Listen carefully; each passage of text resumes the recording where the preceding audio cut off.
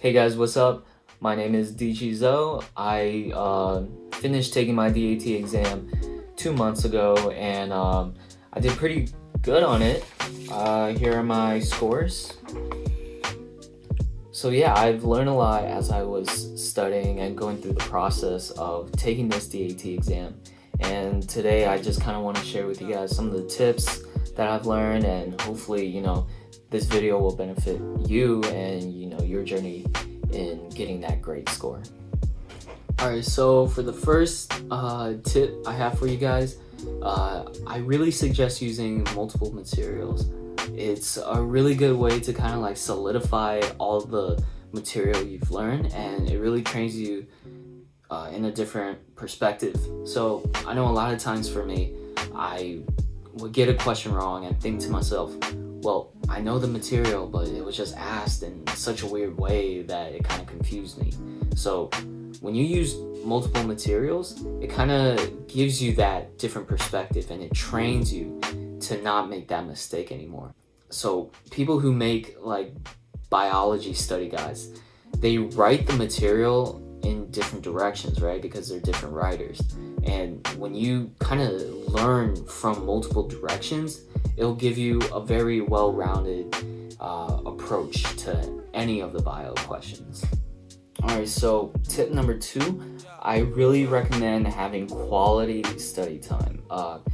You don't want to be having mediocre study time where you're just like kind of studying, but then kind of on YouTube as well for like hours for like the entire day.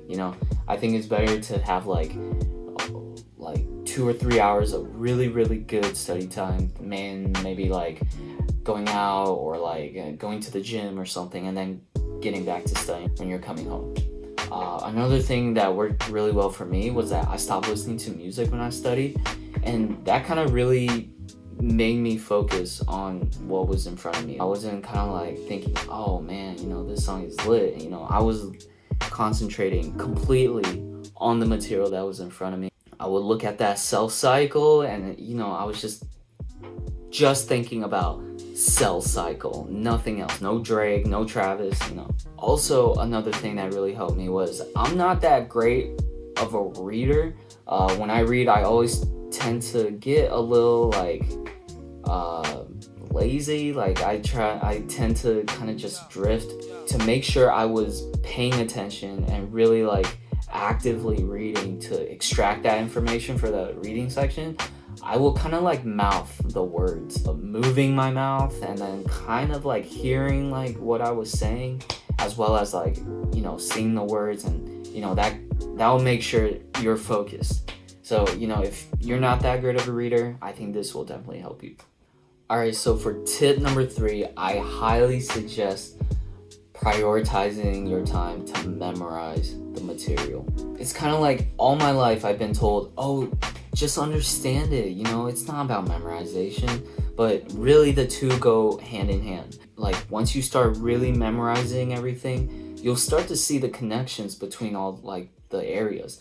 For example, especially in the physiology part of the bio section, once you start to memorize the endocrine system, you'll kind of see how it's interrelated with all the other physiological areas, such as your digestive system or your kidneys.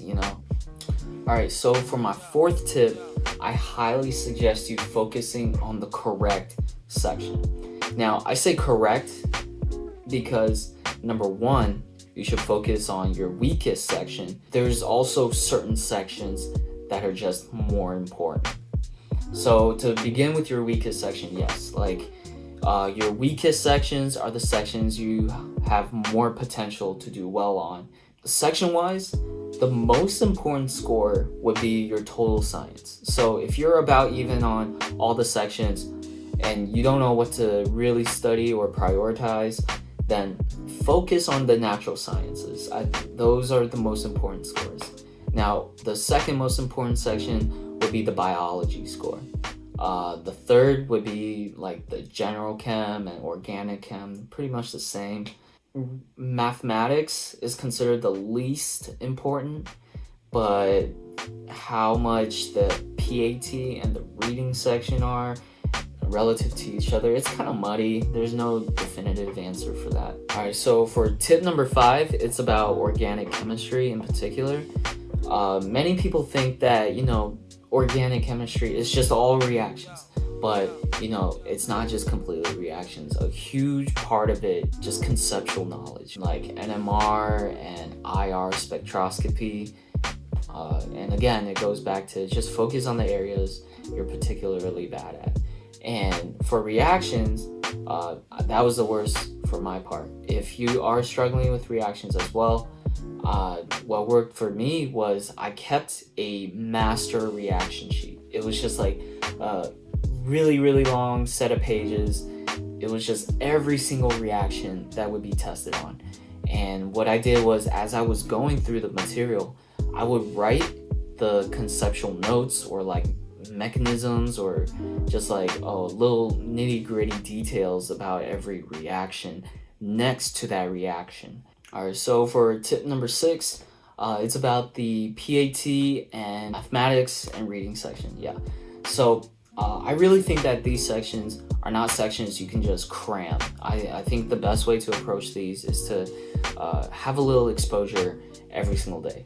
Like it's more about having enough experience with these types of problems and finding like your method that really works. A really good tool you can use is called the DAT Bootcamp app.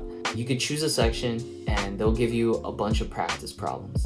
And it's really good because as I go through a day of class, I would probably, in my free time, like a 10-minute free time, I would just play like Clash of Clans or watch a YouTube video or something. But, when I was prepping for the exam, I would say, oh wow, I have 10 minutes, I could go through maybe like, 6 or 8 angle ranking questions. All right, so for my last tip number 7, it's about reading comprehension.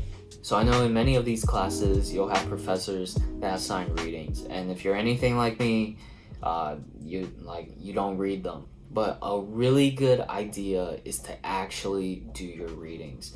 And I say this because on the reading comprehension section, you'll be forced to read a section, know like important details, and be able to answer questions about the reading. Now, that's pretty much the exact thing like your professor is doing to you guys when he or she assigns a reading, right?